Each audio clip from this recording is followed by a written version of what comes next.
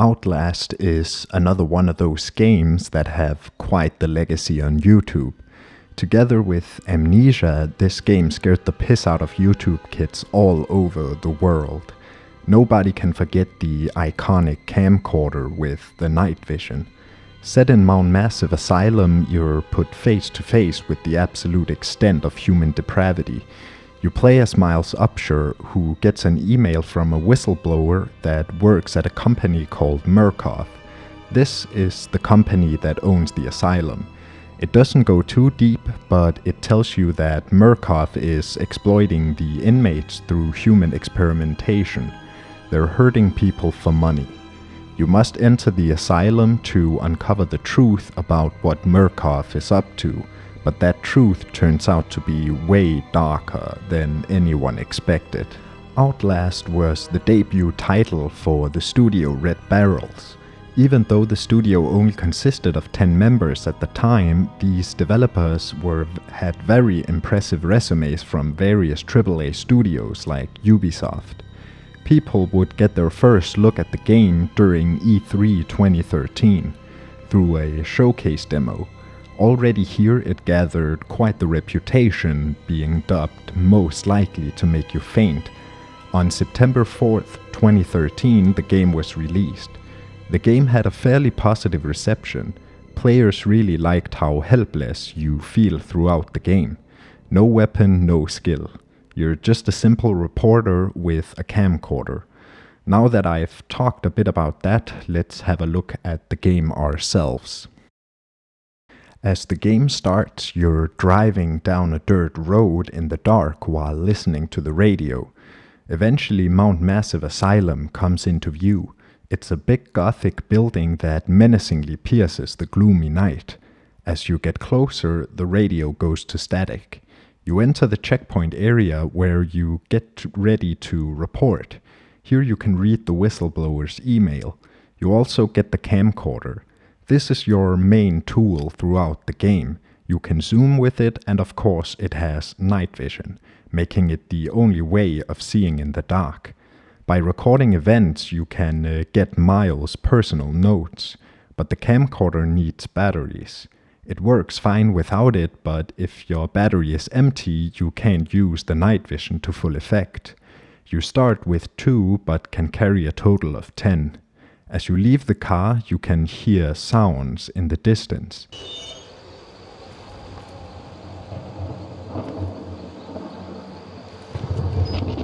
It's hard to tell whether it's the whistling wind or if it's screaming inmates from the asylum. Here, Miles gives a little more insight into the asylum. It was originally shut down in 1971, but reopened in 2010 by Murkoff, a company with a long list of exploitation for money. Out here, all is mostly quiet, but when closing in, you can spot this shadow move past the window. All entrances seem to be locked, so you'll have to get in by climbing this scaffolding. Upon making it inside, a bulb pops and the state of the place surprises you. It's completely ransacked. Furniture is flipped, shattered glass litter the floor, and wallpaper is torn.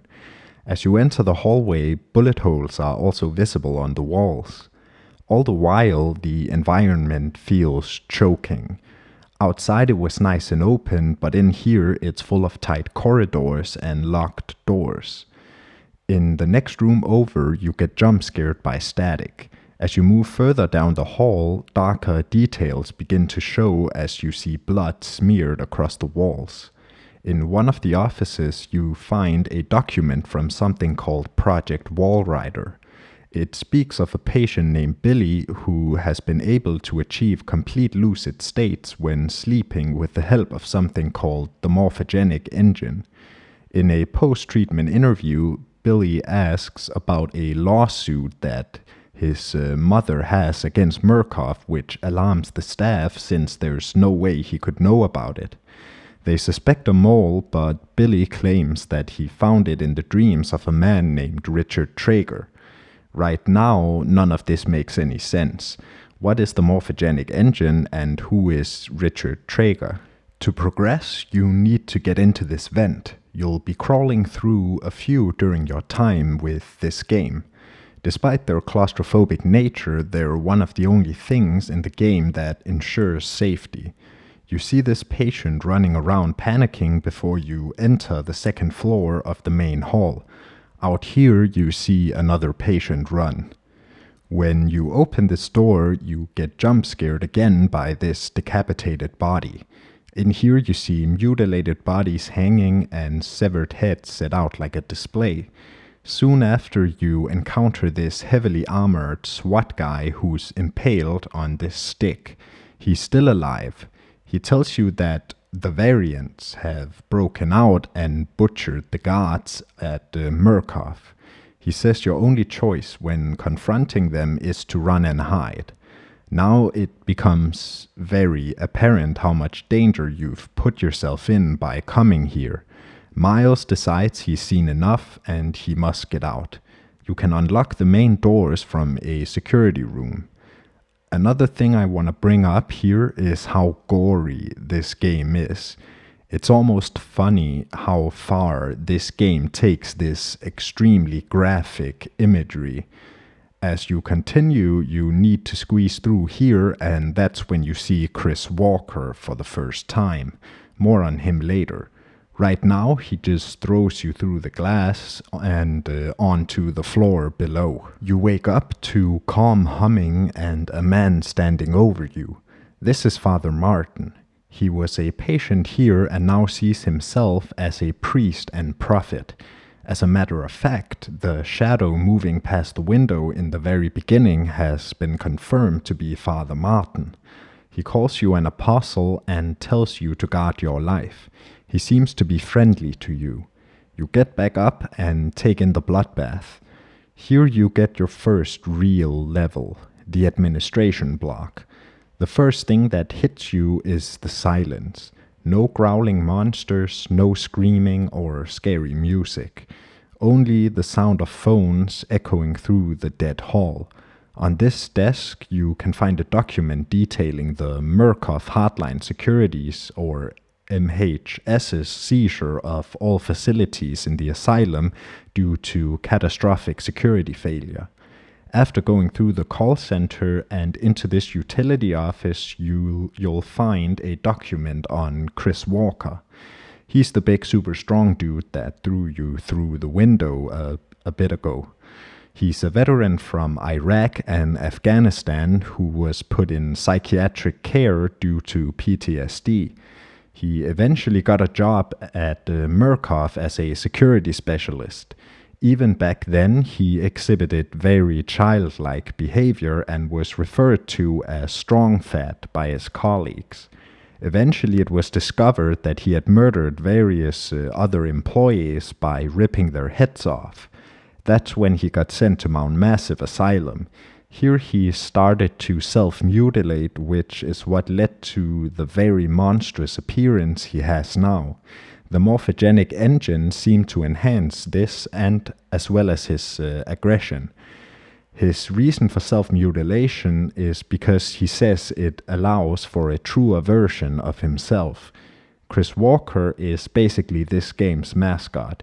He's on all the title cards and posters. This will help you get used to seeing him, since the incident with the window is far from the last time you're gonna see him. In this note, we also see who's in charge of these experiments, a man by the name Rudolf Wernicke. Eventually, you get to this hallway where you see a patient in a wheelchair. He's just sitting there, malnourished and filthy. You find more patients in the next room. They're sitting and watching static on TV. Miles remarks that they survived, but clearly no one's home. All the patients have very gnarly mutilations on their faces. Whether it's self-inflicted or a result of the experimentation, we don't know yet. Right now, we have a lot of names like Morphogenic Engine and Walrider, but we have yet to understand what the point of these experiments is or what they look like. In the room opposite this one, you can get a keycard from this body that you need to enter the security room. Upon walking back, the patient in the wheelchair jumps on top of you. He screams that the doctor is dead and that you have to help him, but before Miles pushes him off and he's left cowering in fetal position. This used to be a QTE where you had to wiggle your mouse, but the game received an update which removed most QTEs. After this, you go back to the main lobby and into another hallway where you can see a patient enter a room on the far end. In one of these rooms, you find an inspection report on Project Walrider. It insists that this project can secure a huge sum for Murkoff. 4 people have already died and more will before the project succeeds. It seems that the morphogenic engine therapy is the main component of this project and also is the reason for a massive increase in violent patients. It also says to not worry too much about legal trouble because the government interest in the asylum is so low. After this, you can head straight to security control to open the main doors. But before you can finish, you see Father Martin shut off the power on the surveillance cam. He doesn't want you to leave. Now you gotta go into the basement to restart the generator. Then Walker shows up. This time he will kill you if he catches you. You'll have to hide until he leaves the room. Walker constantly pants and growls so you can always hear when he's close. That coupled with the metallic rattling that sounds when he walks.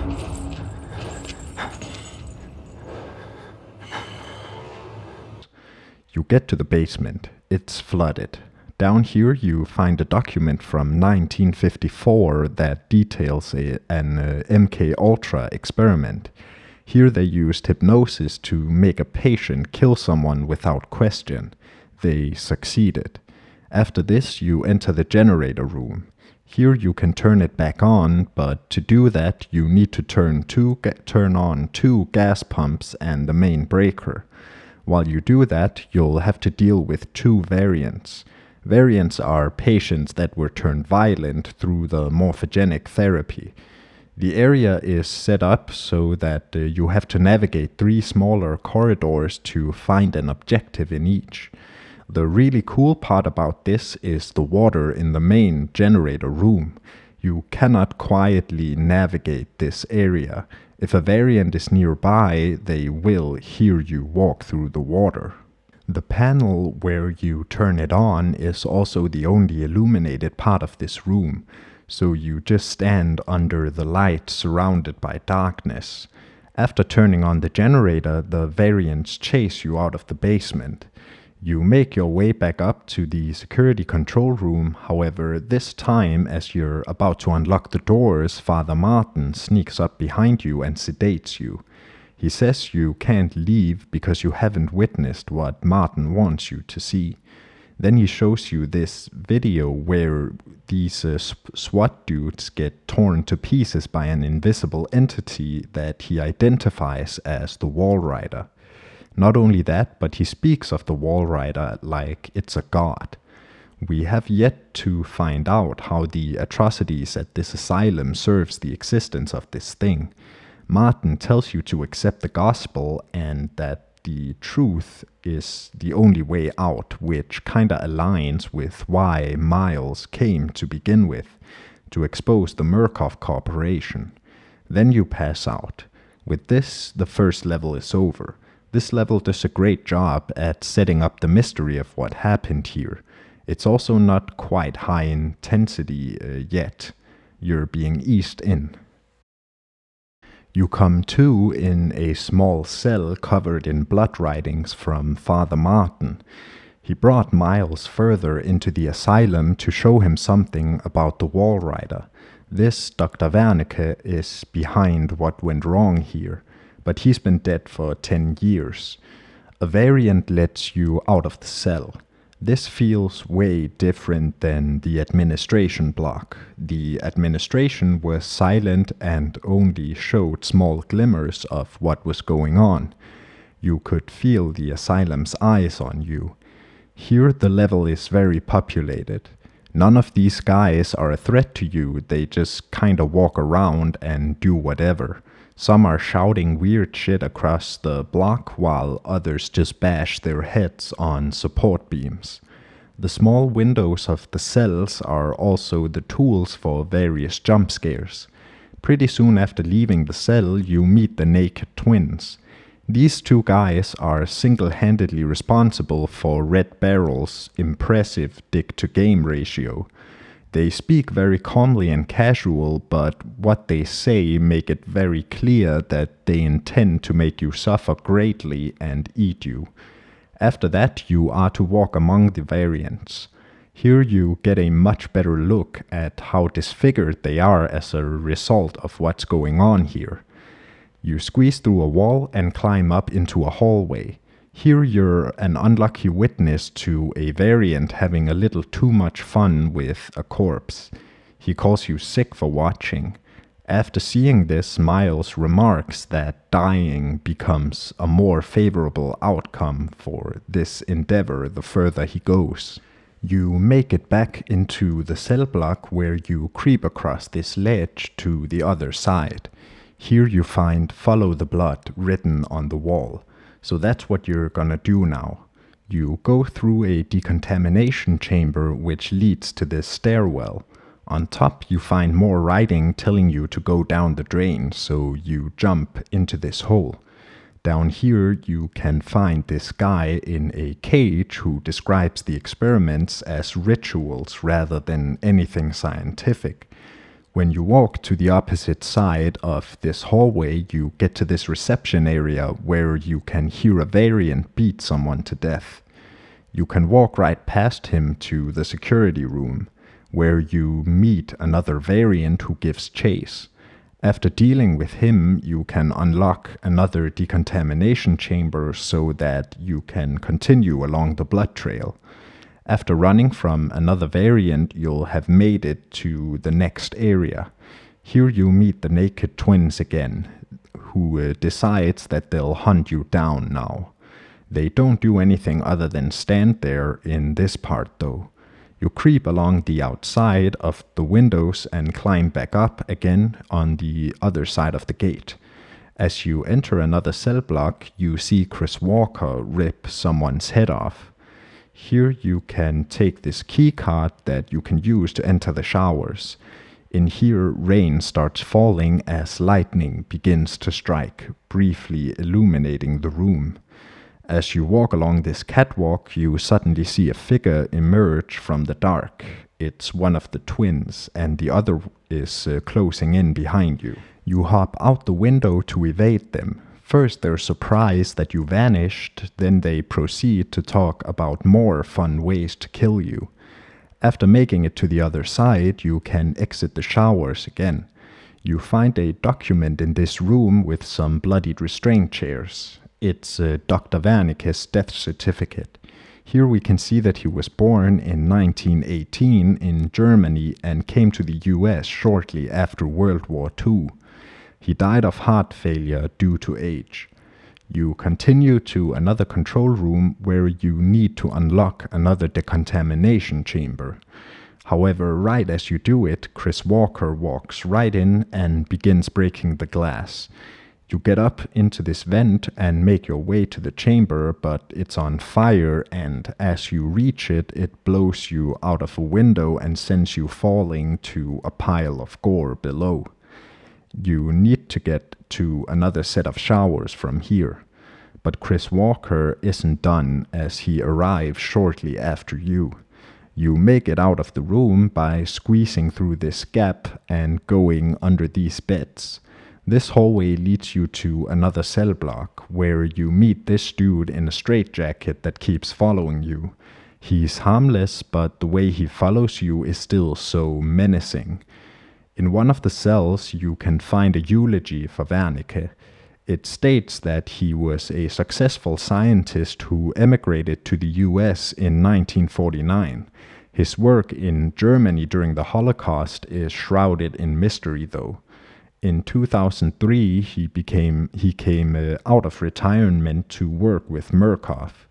While continuing, you can hear a patient mention the date of Germany's surrender in World War II, as well as the Hiroshima and Nagasaki bombings. He then asks, "What do we use it for?" Also, this guy will just randomly punch you while you make your way to this ledge. On the ledge, another guy tries to grab you. As you continue down through this hole, you see a shadowy figure move across one of the doorways. Miles speaks of how differently this wall rider is viewed by the staff and the patients. The staff sees it as another science experiment, whereas the patients view the wall rider as a deity. As you enter this shower block, you begin to hear ghostly howling and screeching echo through the darkness.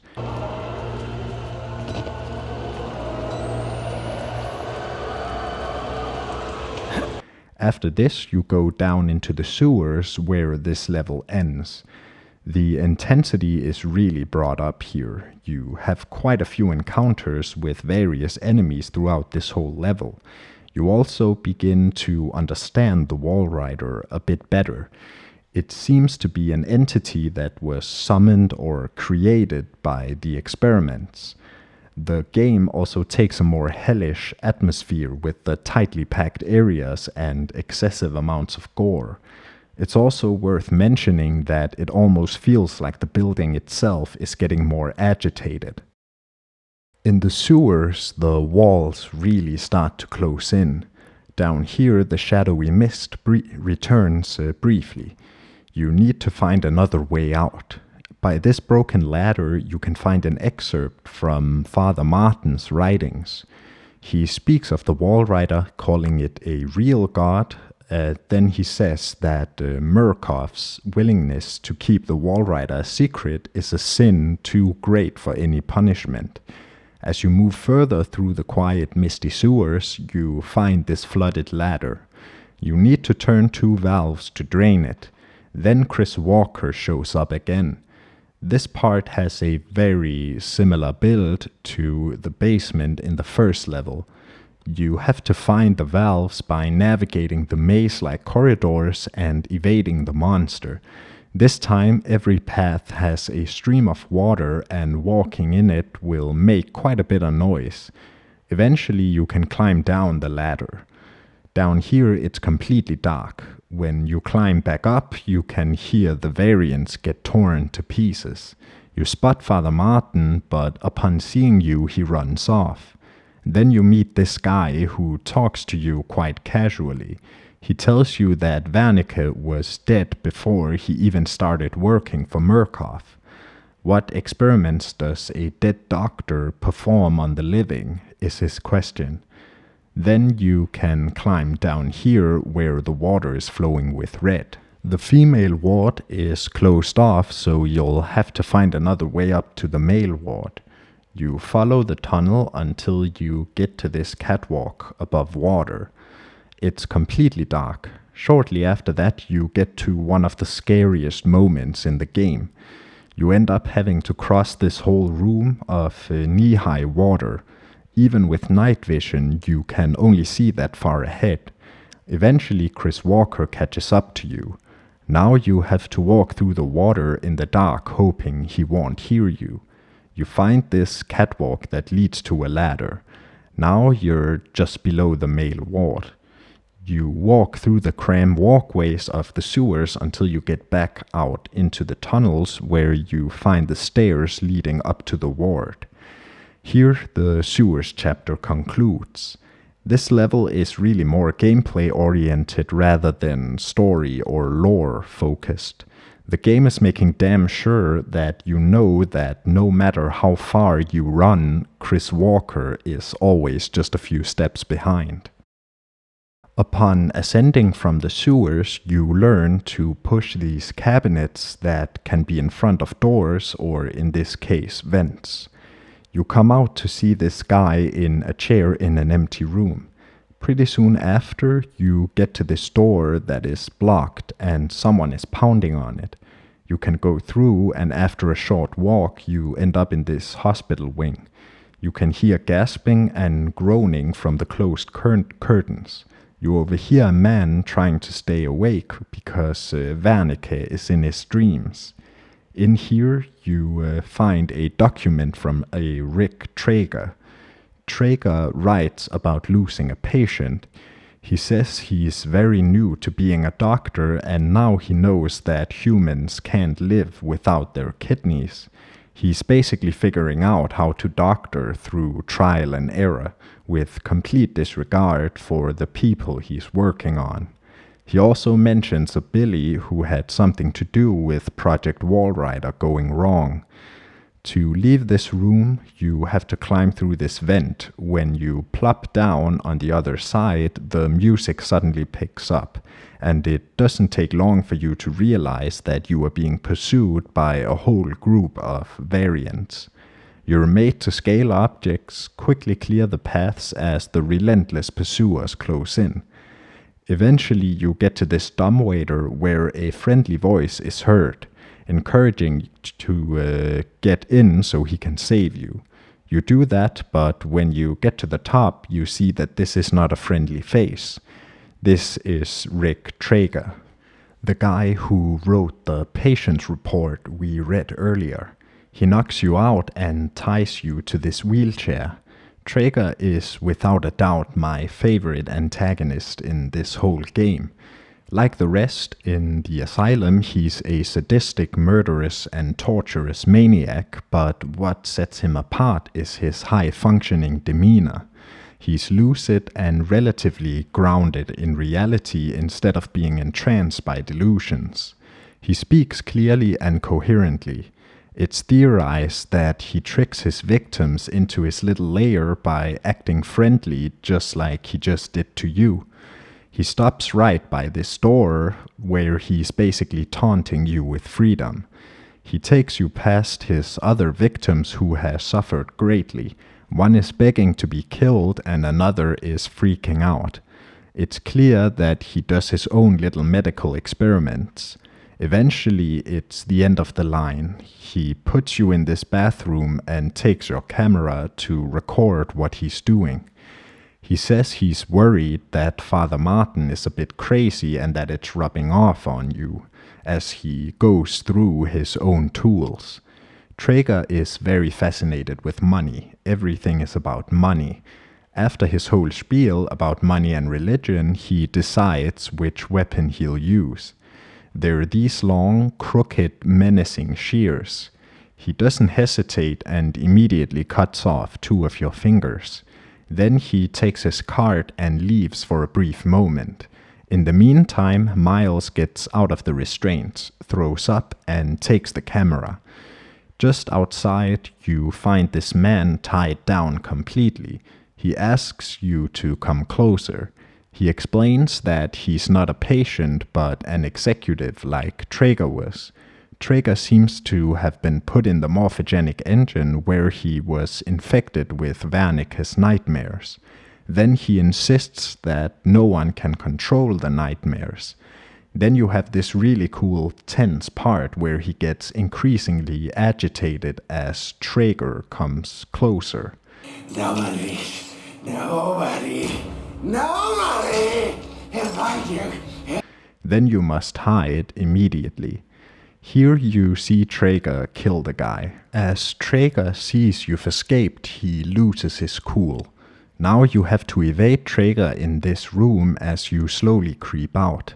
There's something so menacing about how you can hear the shears as he looks around for you. In this part, every time you get too close to a victim, they'll freak out and alert Traeger. This part is super fucking tense. You have to get an elevator key to get away from Traeger. To do this, you need to move these heavy cabinets from various doors while Traeger is actively hunting you. Right here, the devs do such a good job at bringing that trapped with a monster feeling of isolation. Eventually, after many tense encounters and chases with Traeger, you get to the elevator. On your way down, Traeger is trying to get through the gate. Miles holds him back until Traeger falls in the doorway. Then he makes this funny oi-oi-oi noise as he's crushed to death. Trigger has been defeated. You climb out of the elevator. You gotta find a different way down to the ground floor. Relief washes over you as you make your way down the stairs. There's this part where you get into this big empty room, and for some reason it just creeped me out. It's in this room that you reunite with Father Martin. He's relieved to see you, and he tells you that you're close to what he wants to show you. You have to meet him outside.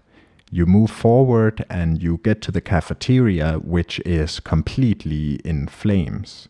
You meet the variant behind it. He says that Murkoff took so much from the patients and no one cares, so he lights it on fire and says to just let the whole thing burn. He says if you want to live, you can just leave through the kitchen. The whole thing is blocked though, so you'll have to turn on the sprinklers to progress. The sudden silence with the tragic music brings a feeling of hopelessness, but you must push on. When you get out the sprinkler valves, none other than Chris Walker shows up. That's right, even after the game put you through all that with Traeger in this level, they still throw Chris at you. In this area, the devs make much better use of the maze-like corridors and rooms. You can quickly lose orientation and run straight into a dead end as Walker is chasing you. After turning them on, you can return to the cafeteria and enter the kitchen. After getting jump scared by the guy you spoke to earlier, you'll make it back out to the exit that Traeger showed you in the beginning of the level. This is also where it ends. This is my favorite part of the whole game. Traeger brings so much character and the whole world feels hellish. This is also where I feel the devs use the game's strength to its fullest effect. You feel trapped and isolated as if every escape is just delaying the inevitable. The door to the courtyard stands like a mouth ready to swallow you whole. When you get outside, it doesn't feel that much more open due to the darkness. When you get to this lamp, you can find a note from Father Martin where he says that he views you as a brother now, and he needs your help to drive in the nails. The lightning occasionally illuminates the whole area as you hear metallic shivering around the fences. The whole section out here is pretty brief, but it is an important moment because we see the shadowy figure again and it's slowly dawning on Miles that it's the Wall Rider. Father Martin is waiting at the female ward. As you move closer, you encounter Walker again. It's set up quite well with the lightning and how he just emerges from the dark when using night vision. You get to this fountain that's overflowing with blood. Miles remarks that it's like having a penny in your mouth. He does say that the whispers of the asylum is making more and more sense to him. This indicates how his mental state is has so rapidly deteriorated throughout the game. You get to the female ward. You meet Martin right away. He knows you saw the Wall Rider and says you're beginning to understand, but you still have a ways to go. He tells you to find him again cause revelation is at hand. You wander through the dark ward where you spot the occasional silhouette. When you squeeze through here, there's this really cool part where you see a figure, possibly the twins, walk by these glass panes. Super creepy. You're immediately put on edge. You can reach Father Martin on the upper floors. This area is in even worse state than the rest. Very few lights, collapsing structures, and so on. The further you move into the asylum, the more rotten it looks. Now it's back to following the blood. To progress, you'll need a key to unlock the next set of stairs. One issue: the guard that has it has been forcefully stuffed into the laundry chute. Now you need to get 3 fuses to turn it back on. You can find the fuses in these rooms where the variants are in the middle of some sort of ritual. Once you pick up the fuse, they become aggressive. You'll have to evade them while moving between the rooms. It becomes increasingly clear that these rituals are the variants trying to summon the Wall Rider. After activating and opening the laundry chute, your next venture is revealed as the guard falls down to the laundry room below. Down in the basement, you find this document on Operation Paperclip. From this, we can conclude that Dr. Wernicke was indeed a Nazi scientist that was given refuge in America. The suspicion was already strong, but it's nice to have it confirmed. There's also just a variant looking into the corner of the room. You reach the laundry room and get the key to the upper floors. This variant will then chase you up to the next floor. When you get up there, we're once again back to following the blood. The building has clearly been scorched and is crumbling. This part starts with you getting a lot of batteries, and when horror games suddenly gives you a lot of resources, you should be very concerned. You find this bloodied room with the words lies written. Shortly after that, you walk in on the twins who begin to walk after you. You evade them and get into the dorm areas. In the next one over, the floor is barely holding together, so you gotta do some platforming.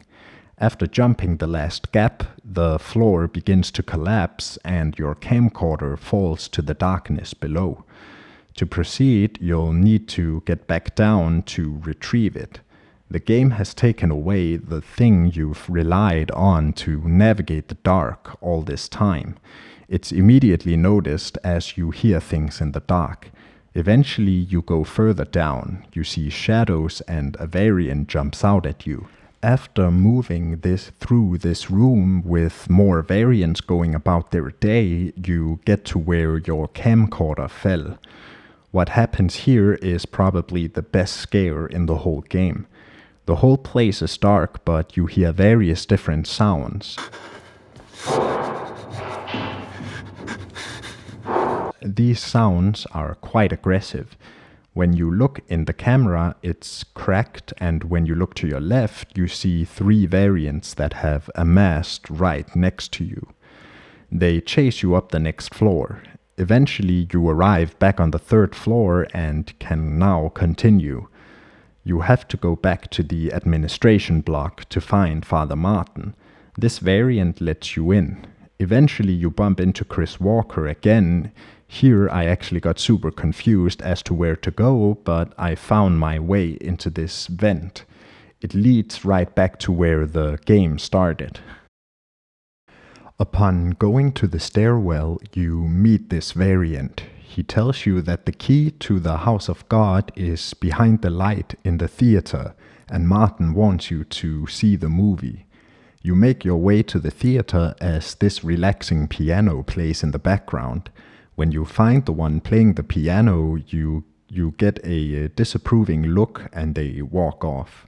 When you enter the theater, the projector scares the shit out of you as an interview with Wernicke begins to play.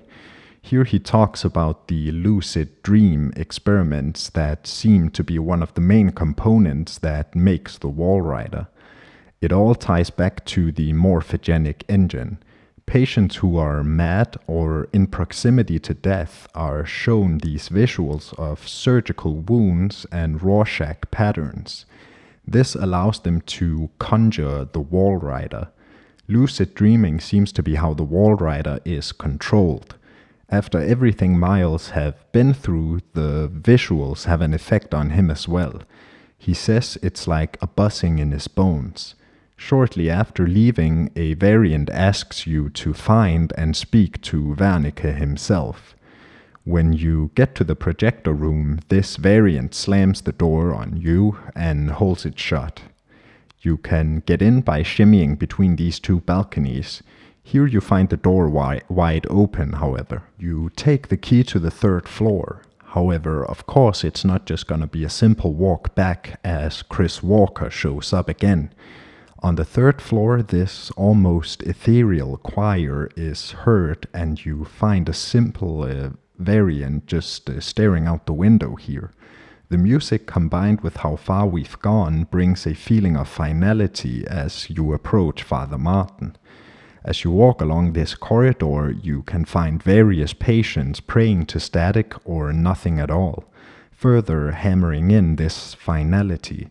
Eventually, you find this hallway with crosses and writings in blood on the walls.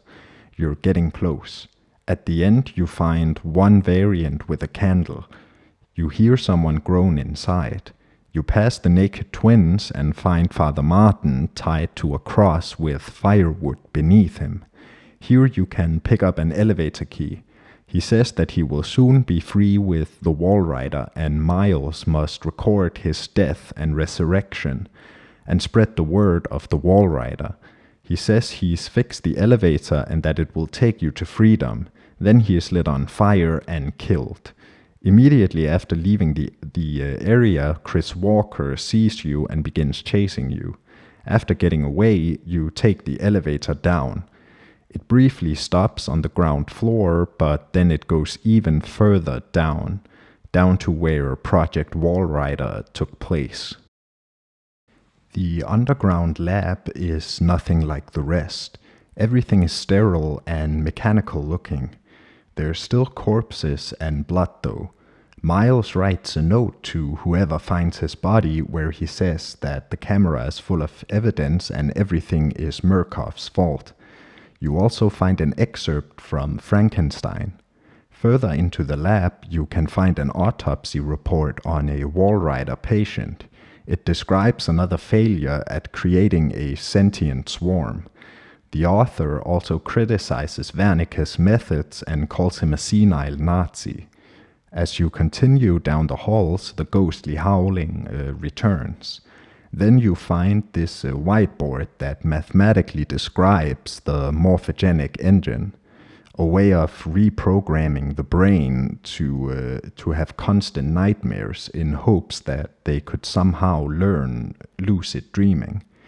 As explained earlier, the host will use lucid dreaming to control the Walrider, which is a swarm of small nanobots, basically. Soon after you encounter the Walrider, it chases you back down the corridor, and at the end you meet Chris Walker again, but before he can do anything, the Walrider tears him to pieces. Shortly after, you meet Wernicke himself. He's still alive because Billy, the man who is the Walrider, sees him as a father and takes care of him. The project finally worked with Billy. He explains further how they were trying to replace the cells in the human body with these nanomachines. He tells you that you have to kill Billy to stop it. You evade the Walrider to get to the main lab. On the way, you find this note where Wernicke tells the staff to not worship the Walrider as a god, even though the patients do. Now you face off against Billy. You go around disabling the various components, keeping him alive. The Walrider is terrifying, but it's honestly not that different from just running around, turning on things while a monster is chasing you. One cool thing though, you can only see him with night vision on. Without it, you just see this foggy mist. After killing Billy, the Walrider still attacks. It throws you around a bit before forcing its way into you, and you fall to the ground. Now you must simply leave. Miles limps and collapses a couple times. The music here is great. You've gone through so much to get to the very heart of Murkoff's evil doings. Now you can go. You reach these doors that burst open. It's Wernicke with a couple of those SWAT people. They shoot Miles dead. You hear Wernicke say, "You've become the host," before the Walrider emerges from your body and tears the armed guys to pieces. Then the game ends. Outlast is a great game. The gameplay is relatively simple. You have the camcorder to record events and to navigate the dark. The puzzles are very simple, just find and activate the things. Despite this, I felt invested all the way through, but that lies mostly with uncovering the mystery of Mount Massive Asylum and Project Walrider. The setting of a rundown asylum isn't anything new, but it's executed very well. Everything in the game looks filthy, except for the admin block, which reflects Murkoff very well. They seem like good guys on the surface, but the deeper you go, the more dark and twisted it all becomes. Not only are most areas very cramped, but you can never really see outside. This builds such an effective feeling of isolation. You're trapped alone with the nightmares. Even the short time that you spend in the courtyard, it's too dark to see more than just a few meters ahead. That combined with all the messed up things you see creates a hellish atmosphere. The variants and characters are generally designed in a way that makes them look undead, leathery skin with various mutilations. The gameplay and gameplay loop is very simple and it's close to a walking sim, but the way the story is presented and the characters you meet are really good. You can tell that the devs had so much fun coming up with this shit. Traeger only has 15 to 20 minutes of screen time, yet he's so memorable because of how much he stands out while blending in. He looks like he could be just another variant, but he's intelligible and keeps cracking jokes. This combined with how nightmarish the situation is makes him feel so evil. On top of that, his crooked shears really adds to his whole rotting alive vibe. Father Martin is also very memorable. He is the only ally you have because, well, your goals align. Both want to show the world what Murkoff has been up to. Martin wants to turn people to his god, the Walrider, and Miles want to expose Murkoff. But let's go into the mystery at hand. Murkoff is basically conducting human experiments in the asylum. What they do is they test patients to see if they are compatible with the morphogenic engine, which allows the subject to enter prolonged sleep states where they can use lucid dreaming to control the Walrider itself, which is a swarm of nanomachines. If they aren't compatible, that can lead to a whole list of side effects like mutilation, increased aggression, and fractured minds.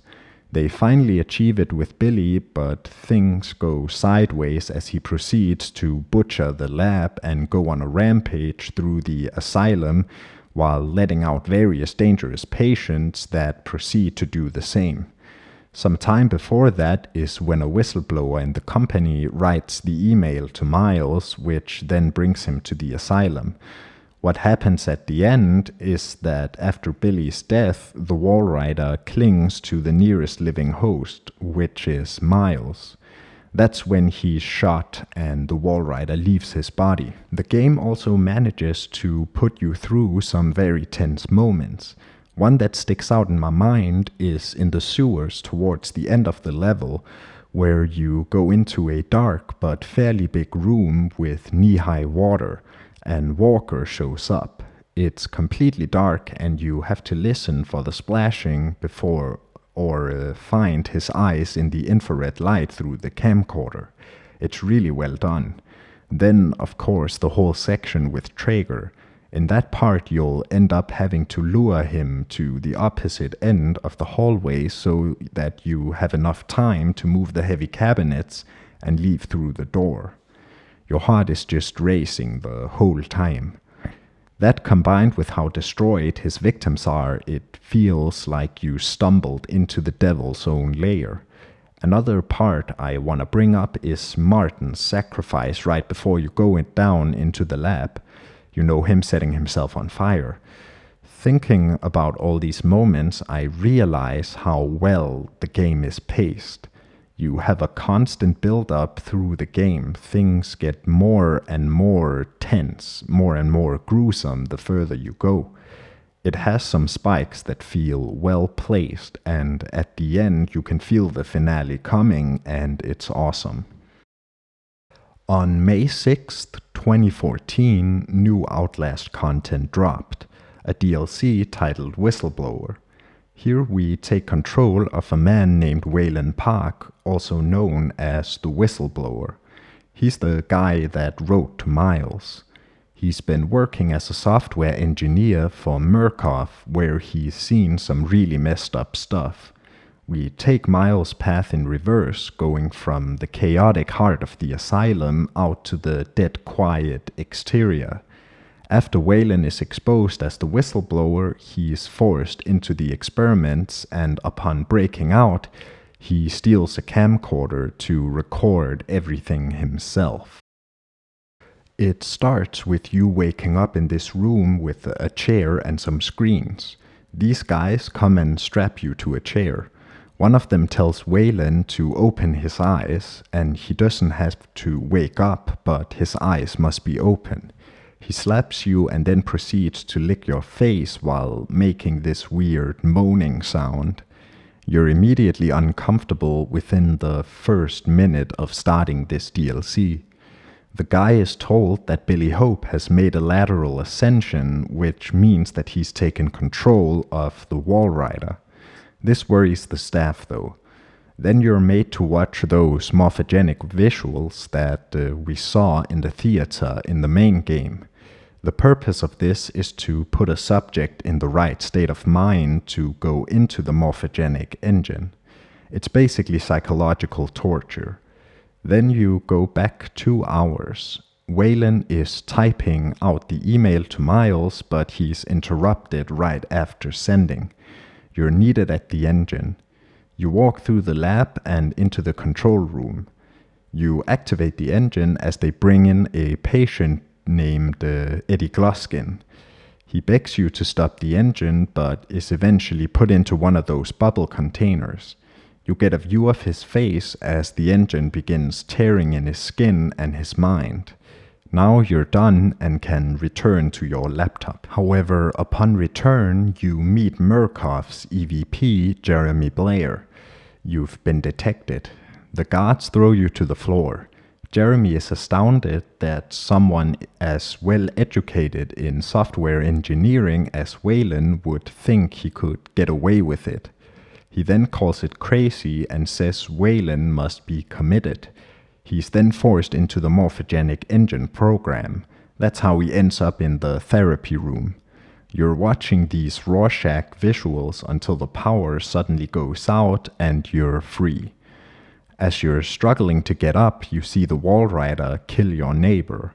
You get up and pick up the camcorder to document everything as you make your escape. Waylon writes a note to his wife, Liza, saying he fucked up bad and he has no idea how long he's been sitting there. A patient comes in and lets you out of the room. Outside, the asylum has descended into complete madness.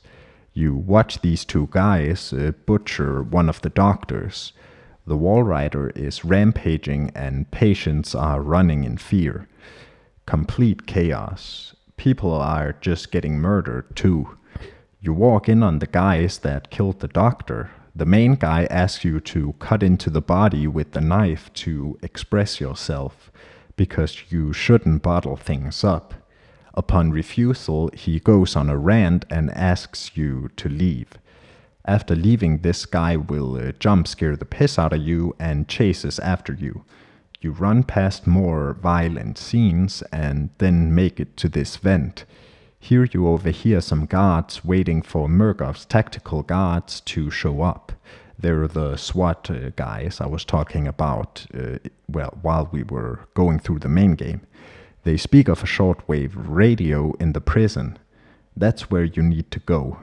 You get back out into the hallways, which now have fallen a bit quiet. The contrast between this and before is eerie, to say the least. You get into this control room where you find a patient dressed as a doctor that asks for help. As you open the door, another patient recognizes him as a doctor and proceeds to kill him. The Wall Rider begins chasing you, but you evade it by entering the decontamination chamber you just unlocked.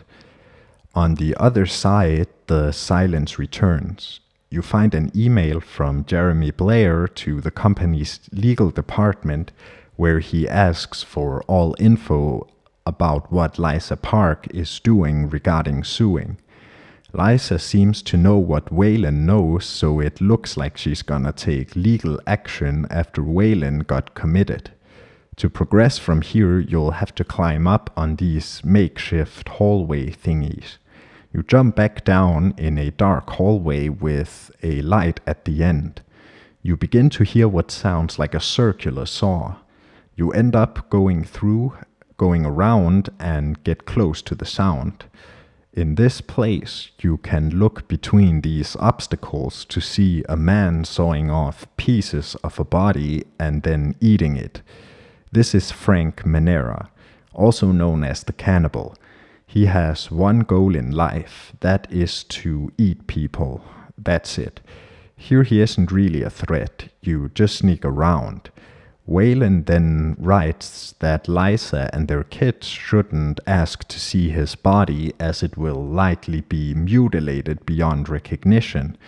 You find this guy handcuffed to a door. You need to find a key. It's here that you encounter Frank properly for the first time. You just hear the saw and then you know it's time to hide. He walks around just yelling, "Feed me," over and over again. Feed me! Feed me! Feed me! You eventually escape through this hole in the wall where you meet this guy that asks if you have an itch. Shortly after, you find the key as well as this document about women experiencing phantom pregnancies. A woman named Miss Cho has successfully gotten a court-ordered FOIA against Murkoff on the grounds of this. After being chased by Frank again, you unlock the handcuffs and proceed. You get into this furnace area where you hear a thump on the door. Upon investigating, Frank jumps out at you. He throws you into the furnace to cook you, but you escape by forcing your way through the back wall. This upsets him greatly. You're still on the way to the prison to get that radio. You get to this little altar where you can find a thank you note to a Father Clark whose sermons have had good effects on patients and staff. This is from 1961. To proceed, you have to climb up through these chimneys where the wall rider briefly returns. You get back out to the main hallways where you see these staff members running away. Soon after that, you have another encounter with Frank. Right here, I thought he was gonna be the Chris Walker of this DLC, in that he shows up randomly throughout the whole game, but his screen time doesn't go past this first level. You squeeze through here to get away for now. You get to a decontamination chamber where the gas has been left running and there's a man in there who's dying. You gotta run and turn it off. As you continue, you see this guy who's just bashing his head against the doors. After getting back out to the hallway, Frank chases you again and you get into this vent. You fall into an adjacent room and you manage to get away with Frank hot on your heels. But it's not a very long walk to this lab where the saw sounds again and Frank is back. It took me a few tries to figure out where to go, but eventually I got up here. On the other side is where you can turn off the gas. Then you have one last run-in with Frank before getting out to the recreation area. This is where the first level ends. It's quite long compared to the rest in this DLC, except the last, which is similar in length. Now you're outside. It's silent, but you can hear the occasional scream in the distance. A heavy fog covers the court and you can't see that well, even with night vision. As you continue, you begin to hear voices in the fog. Eventually you get to the prison where this door is taking a pounding. Here you can also see that it's a little past 9 in the evening. You gotta find another way in. Here you can find this guy playing basketball with a severed head.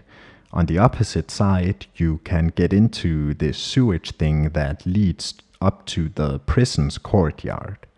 Here you see the naked twins as they express their desire to kill you. Right after, the game has you walk right past them. When you get into the basketball court, the player wants you to join or leave as he begins punching you. In this guard tower, you can find this document that details an event where a guard stationed far from the lab ended up falling under Wernicke's delusions. He's not been anywhere near the engine, yet he seems affected by it. As you continue, more cries for help echoes through the court. After climbing this tower, you can go into the prison. Upon entering, you see blood smeared everywhere and inmates running free as the wall rider rampages. It's just as chaotic as the start. Screaming and crying is all you hear. You find the radio after a short walk, but Jeremy Blair stands ready to destroy the radio. He pins you to the floor and threatens death. Then Chris Walker enters the prison, prompting Blair to make his escape before finishing the job. Now you must get past him and squeeze out on the other side of the area. An emergency alert plays through the PA and tells you that you can get out through the administration block. Here you also find Father Martin writing down the drain on the wall for miles. When you go past him, he says that you're doing the wall rider's work, whether you know it or not, referring to the fact that you're recording everything. Towards the end, Chris Walker begins chasing you down this dark hallway. You run and jump out of this window where you land on top of a shed outside. You cross this wooded area and go down into this basement. On the other side, you find this power plant and the fence is electrified. You get into this basement area where you find this guy jorking it on these corpses. You turn off the power. When you get out, it jumps back to life. Wayland writes that he had hoped that some part of this place still aligned with common sense, but all sanity is lost and it has turned into a hell. You go down and turn off the power again, then a variant begins chasing you. One thing you'll notice here is that some enemies can open doors in this DLC. They don't have to break them down. Granted, closing the doors does still delay them a bit. You go through this building and come back outside where you'll have to jump into this drainage ditch. A loud splash scares the shit out of you, but you cross with no issue. As you approach this tower, a body falls from above, just in case you thought things were dying down. You climb up and get onto a catwalk where you're gonna have to jump onto this scaffolding, but it breaks and Wayland falls through the roof and into this attic. You begin to overhear conversation as you walk through here. It sounds like they need a visitor to be their goat. Then they begin talking about Eddie Gluskin, the guy we saw in the very beginning.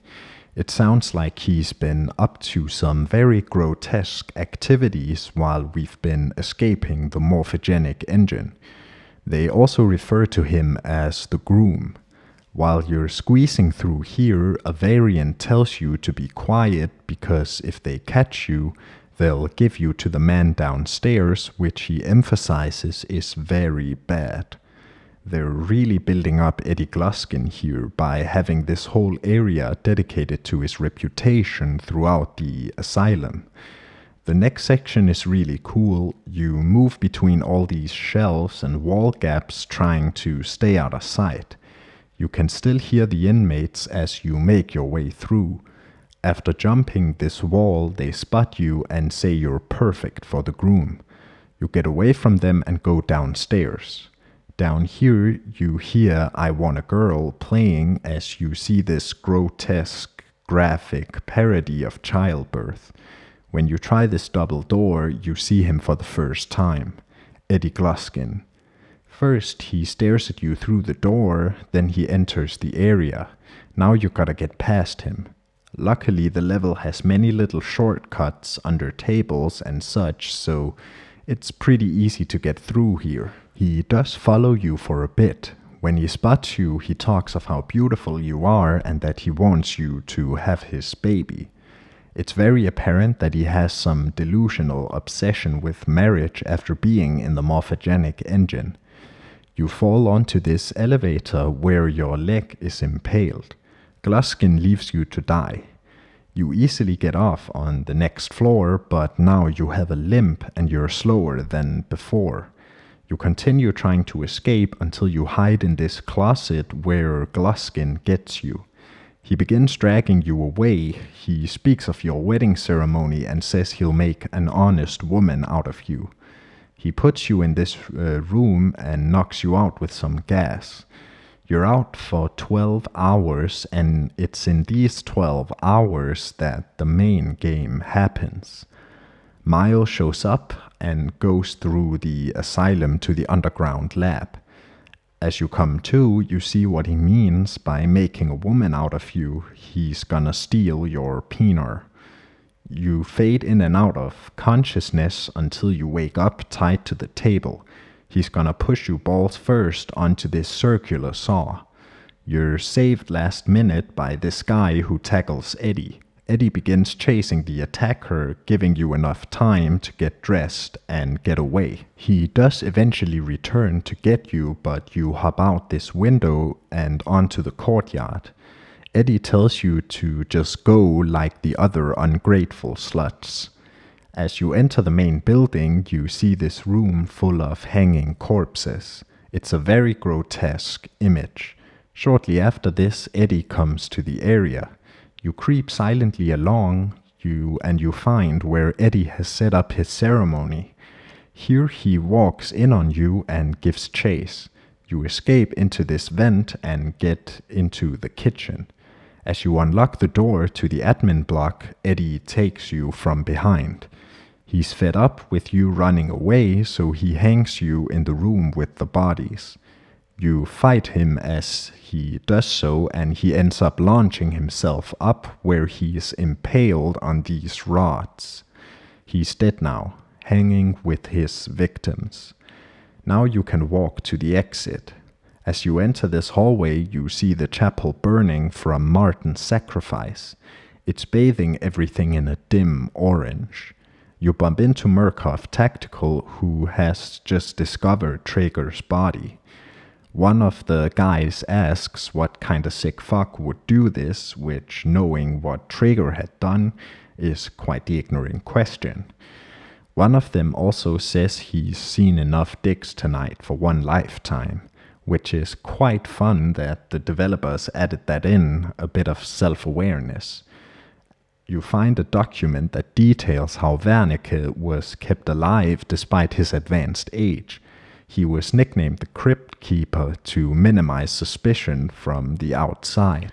You have a pretty uneventful walk to the exit. The guards have mostly put down all who's a threat to you. You meet Jeremy Blair again. He stabs you with a piece of glass right as he's about to finish you off. Miles's wall rider shows up and kills him. You walk out to his truck, and before driving off, you see Miles standing by the entrance. Then you escape. Here at the end, Park is told that everything he captured will be enough to severely hurt Murkoff, but they have very many resources to fight him with. His whole family will become a target for Murkoff. You upload, and the game ends. Whistleblower added a lot to the game lore-wise, and it shows you the effects of morphogenic therapy from first person. The game plays exactly the same as the base, but the pacing is a complete inversion of the base game. In the main story, you start by feeling stalked in the quiet, empty hallways, and the deeper you go, the more intense and gruesome it becomes. Here it starts in pure chaos and ends with the stalking quiet. The highlight in it is Eddie Gluskin for me. He's incredibly terrifying the way he's handled. He patrols the dark with the goal of finding his perfect woman. Also, the grotesque manifestations of his fantasies that you find throughout the last level has a very shocking effect, even though the main story makes you completely desensitized to the gore. He's also set up very well with how scared everyone is of him. Anyways, Whistleblower did exactly as it should. Used new enemies, each with a gimmick, and showed you a different perspective of the events that we uncover in the main game. So that's what I have for you today. Goodbye.